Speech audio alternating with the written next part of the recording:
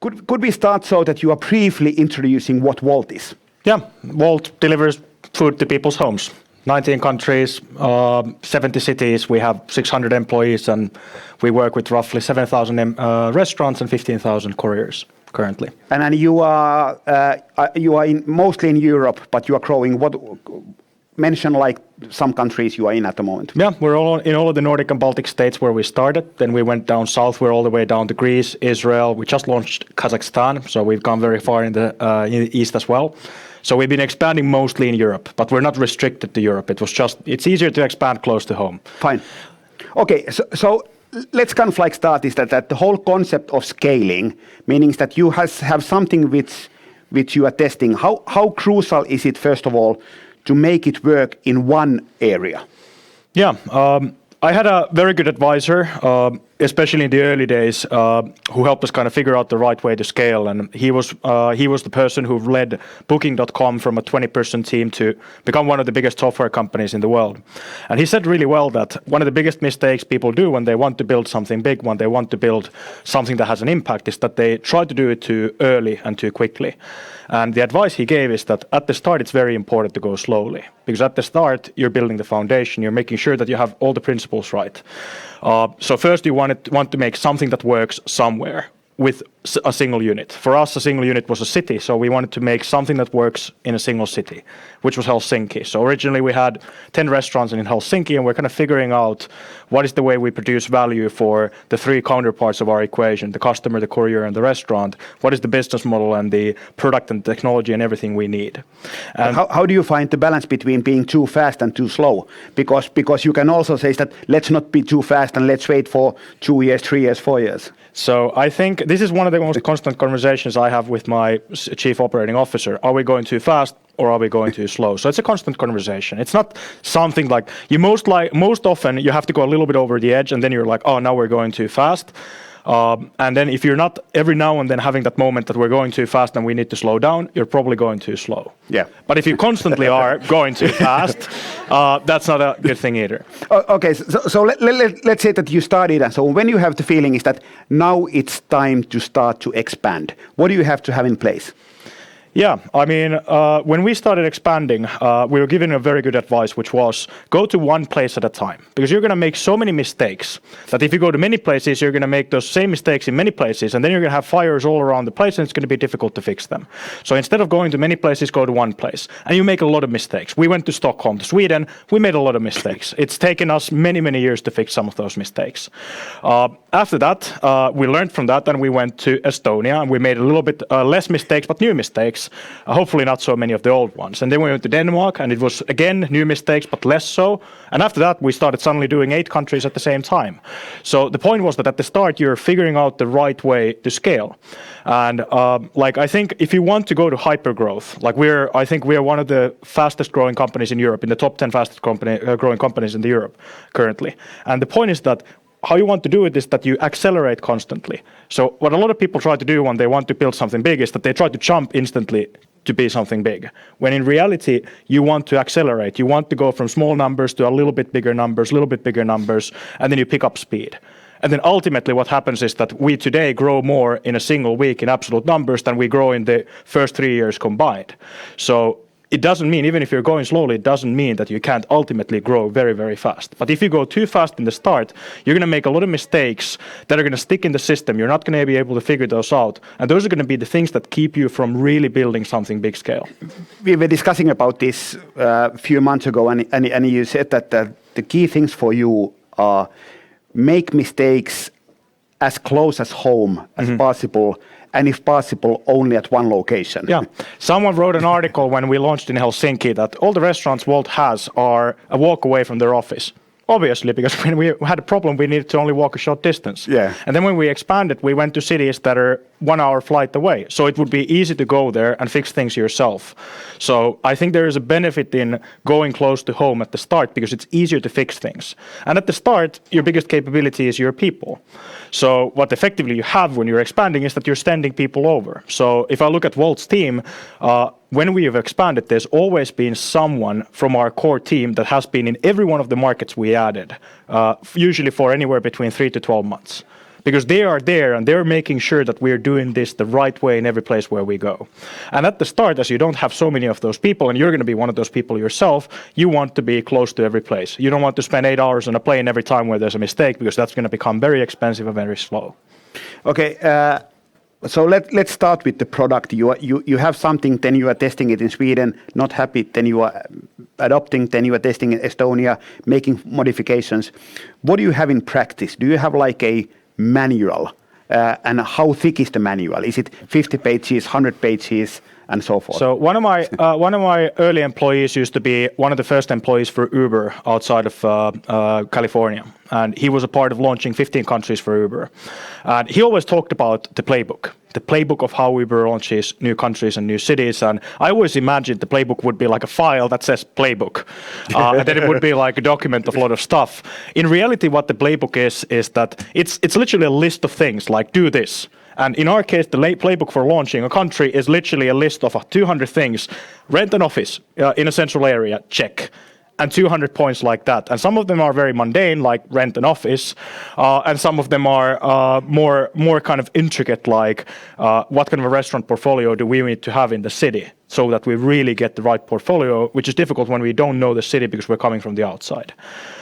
So the playbook in the end is just a list of things you need to do, and every time you launch a city, you learn something new, and you change that playbook, you change that list of things. So ultimately, it's a to-do list for the person who's responsible for launching the market.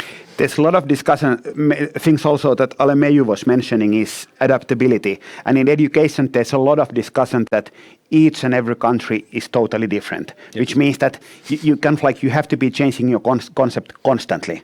Yeah. How do you see that one? Because part of me agrees and part of me disagrees, because you might end up with 17 versions of Wolt which you cannot manage anymore. Yeah, for us, we have people from over 30 nationalities based in 19 different countries, operating in over 20 languages. We're handling over 15 currencies in payments ourselves. We have, electric bikes in the streets of Tel Aviv. We have, cars in the northernmost city in Finland where, 50,000 people live in our delivery area, and everything in between. And I think I've learned a couple of lessons there. The first thing is that things are surprisingly similar. Things are surprisingly similar. At the end of the day, we're all human. We speak different languages, we have different cultures and so forth. But yet, at the end of the day, we're all human. Which means that there's a surprisingly big common ground. However, then there's a lot of detail. Like, how do different cultures work? What is the hierarchical cultures versus less hierarchical cultures? What kind of restaurants? How do they operate? What kind of people are there? Like, there are so many similarities to the extent that our optimization algorithm has to take into account that Budapest has a big river in the middle, and Tel Aviv has high skyscrapers, and we need to take into account how those impact our logistics. So, there's a lot of detail. And I think at the end of the day, what you want to do is that you're building one concept that works everywhere as a starting point, that has a lot of details that you define a little bit market by market. How we think about it from a technology point of view is that, for instance, I'll give you an example. In Israel, when we went there, we noticed that tipping was a big thing. We had never added tipping as an option for our customers because we thought as Nordic people that wouldn't be right. But then Israeli people gave us feedback that Wolt is a great service, but why do I need to have cash for the courier when I order? Why can't I do it in the application? So we were like, okay, so I guess we can't change the culture of Israel, so we added tipping into the service. But at the same time, we only had it in Israel, but we built it as a feature of the platform, meaning that after that point, we could have tipping in any market. It was literally a tick box. Do we enable this in a market or not? And in some markets, we have enabled it. Some markets, we haven't. But do you have a kind of like the core of Wolt, which means that these are the things you are not allowed to touch anywhere, no matter what the culture is? So we have a lot of KPIs because our business is entirely digital. So we kind of see everything that is happening. KPI is a key performance indicator. So effectively, we have a lot of numbers that tell how things are going. And then we kind of look at a certain sets of numbers that these are important to us. Some have to do with customer experience, like how quickly are we delivering food, what is customer retention, how often are they coming back to the platform, what is customer satisfaction, what is courier earnings level, what is courier happiness, what is restaurant happiness, what is restaurant retention, and ultimately we have around 80 critical KPIs. And then we have a lot of guidance on where we want to be with those. But at the end of the day, our teams are very independent. Like we have a general manager in each country who's always a local. So how our model works is that we always send a launcher. A launcher is a person that is responsible for launching a new market. He's like the temporary interim CEO of that market until we have installed a team. The launcher's biggest task is to be the recruiter on the ground, the person on the ground that makes sure that we recruit the right kind of people, we onboard them the right way to the company, they become a part of our Wolt culture so that we don't have too strong subcultures, and they get to leave when there's a team that can run the market on their own. After that, there's a general manager, that's the most important hire, who's the CEO of the country. And at the end of the day, the GM and the team that are completely local are responsible for making sure how we work in that market or how we don't work in that market. Because I don't know what's going to matter to the people of, let's say, Tbilisi in Georgia. I don't know. Our team is going to know a lot better. But I think that that's one of the key questions for anybody in here who wants to scale is that how do you identify the right people in a culture which you don't know? Yeah. That's been it. Yeah. So ultimately, what a company like us is about is that we're a glorified recruiting machine. That's what we ultimately are. Exactly a year ago, we were 200 people. Exactly 2 years ago, we were 70 people. Today, we are 600 people. We've hired 400 people in the last 12 months. So we are a glorified recruiting operation. That's what we do. Recruiting is one of the biggest parts of your playbook or your modus operandi that you have to develop as a company. How do you hire? What we've done is that we've developed a lot of profiles. So we have very clear roles in each of the markets. So every country team of Wolt looks exactly the same. There's always the same roles, the same titles, the same structure. Everything is the same. If we change the playbook of how we run a market, we change it for every market. So if we learn something that actually we should change this role or split this into two, or when we get to this scale, we should add this kind of a role, then we literally have a slide set of how Wolt country team looks like, and we change it for every market. Because otherwise, how can we control what's happening if everything is a little bit different? There's again details, but the core is the same. And how we recruit people is that for every role we have certain very important, clear specifications of what kind of people we're looking for, what kind of backgrounds, what kind of experiences, what kind of industries, and so forth. That's one thing, the background. The second thing is the cultural fit. How well does this person fit into our way of working? Our way of wanting to always build world-class things in excellence, wanting to do right by the customer, or our way of attitude, taking ownership over your own market or your own things they're responsible for, and so forth. And then the third one, this is the most critical one, the exercise. We have an exercise for every role in this company. I have seen over 300 exercises to become a general manager of Wolt. And in that exercise, we think as a company, what do we want to see this person do in Wolt, and what do we think success looks like? And then we try to do an exercise where we basically ask that person to give us an example of what they would be doing in the company already. For the general manager of a new market, that is, give us a plan of how you would launch Wolt in your market. By the time I've seen 300 of these exercises, I only need to see one exercise for a new general manager in a new country, and I can already say where do they rank in the overall universe of Wolt general managers. The other thing is that we use our existing people to hire new people. So usually when we hire, let's say, an operations manager, we have 4 or 5 operations managers from different countries participating in the hiring process. So you're kind of building these kind of different kinds of ways and processes, how to make sure you get the right people and you keep the right people. I know that you are not an expert on this area, but I'm going to be asking it anyway. When I was working in TV 25 years ago, and everybody were saying is that, but in TV formats don't work because every country is so different. And that's not the case, as we know at the moment. And at the moment, there's a lot of debate still on education, saying is that education is an exception to the rule because every country, every education system is so different. And I know that you kind of don't know the education ecosystems globally, but what would be your take on this one? So one of my biggest jobs in this company is to convince people in different markets that you're not different. That's one of my biggest jobs as CEO. I remember when we went to Sweden and they were when they had difficulties, this is not going to work because Finland is different. We're from Finland. Sweden is different. Then we went to Estonia, same story. We went to Denmark, but Denmark has this one competitor that is doing this thing, and because of that, everything is different. And every bloody country we've done, it's always the same story. And then we know as a company, because we've seen it so many times, that we've kind of learned that at the end of the day, it doesn't really matter. Focus on the great customer experience, focus on having the right portfolio of restaurants, focus on the fundamentals. And we know if you focus on these things, it's going to work. But it's not an overnight success. It takes time. It's like this. And one of my biggest jobs is to make sure the teams are not focused on the wrong things, which oftentimes are coming up with a lot of excuses why it's not easy, because it's never easy. And I think the thing is that, like in Finnish, there's a very good saying, kyllä sika syytä löytää, milloin on kärsä kipeä ja milloin maa roodassa. A pig finds their reasons whenever, sometimes it's the ground is in ice and sometimes their nose is hurting. So there's always an excuse. And I think as leadership, your job is to make sure that you take those excuses away from people and you leave them with what matters, and you allow them to focus on that. Yeah, and what we are saying is that when people are saying is that education innovations don't spread, that's possible, but on our innovations, the average countries they've been spreading to is 10.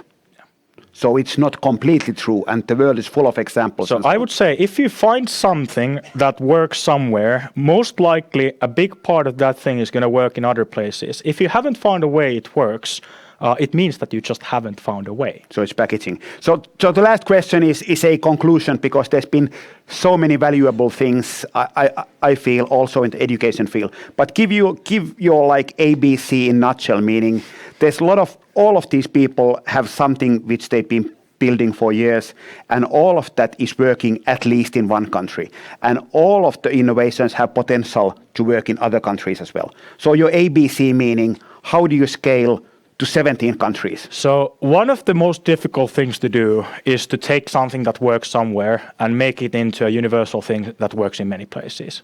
It is a really genuinely difficult thing to do, because you have so many things in your original market, in your home country oftentimes, that help you get somewhere, which you don't have in a new market. Sometimes it can be even impossible to replicate what allowed you to succeed in the first market. Oftentimes you have to find a way. And if you're doing a thing that is genuinely valuable, that is genuinely producing like enough value, there will be a way. You just have to find it. But it's genuinely one of the most difficult things to do. This is the one thing where most companies fail. You're able to build something that works in one place, but you're unable to scale it elsewhere. A couple of things I can say that might help or might not help. I remember when I was running my previous company, Slush, which is a 25,000 person event here in Helsinki. I've been one of the biggest technology conferences in Europe. And we wanted to do an event in Japan. Today, Slush has a 8,000 person event in Tokyo. I was like, how do we even start on this? And I figured that, the best way to start is to force yourself to focus on the problem. So I bought myself and one other person from our team flight tickets to Tokyo. And I like to say that, going international starts by buying flight tickets. That's where you start. And I think I've always been a good person to force myself to do things that I don't really enjoy doing, including ending up in Tokyo and being like, how the hell do we make this work? But that way you kind of force yourself to work on the problem, and you force yourself to figure out a way forward, okay? Talking with these and these people, finding partners and so forth, and ultimately you find this winding road, and at the end of the road, you're going to get some sort of a beginning. And then when you gotten from 0 to 1, it's a lot easier to go from 1 to 2 or 2 to 3 and so forth. So 0 to 1 is also very, very difficult to do. So it starts with buying the flight tickets. And after that, you need to figure out the way. If you've done it in one place, you've seen the way once. Now you have to figure out the way in another place. Close to home. Close to home at the start. Japan was maybe a little bit far away. Okay, thanks, Miki.